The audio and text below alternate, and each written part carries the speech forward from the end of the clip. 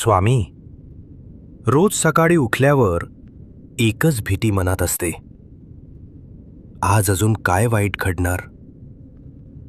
लोकांना वाटतं मी खूप आनंदी आहे, पण आतून मी किती तुटलोय हे फक्त मला माहितीये. कधी कधी वाटतं की मी कोणाचं काय बिघडवलंय.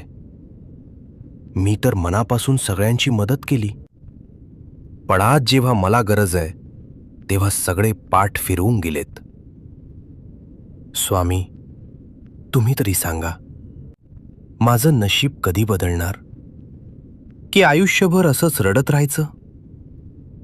तुम्ही खरंच माझ्या सोबत आहात का, की हे फक्त माझ्या मनाचं समाधान आहे?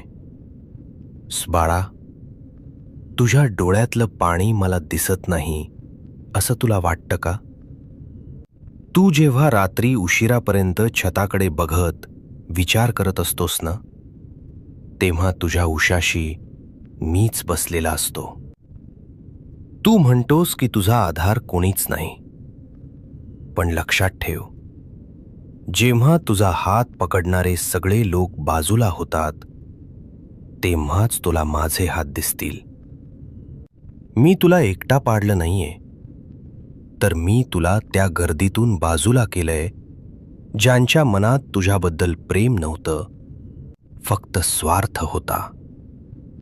ज्यांनी तुला नाकारलं, ज्यांनी तुला गृहीत धरलं, त्यांच्यासाठी रडणं सोडून दे. तू तो हिरा आहेस ज्याला पैलू पाडण्यासाठी मी सध्या थोड्या कष्टाच्या भट्टीतून तावून काढतोय. 2026 मध्ये जेव्हा तू यशाच्या शिखरावर असशील, तेव्हा तुला समजेल की आज आलेली संकटे ही तुला संपवण्यासाठी नव्हती, तर तुला मजबूत करण्यासाठी होती. पण स्वामी, संयम सुटत चाललाय.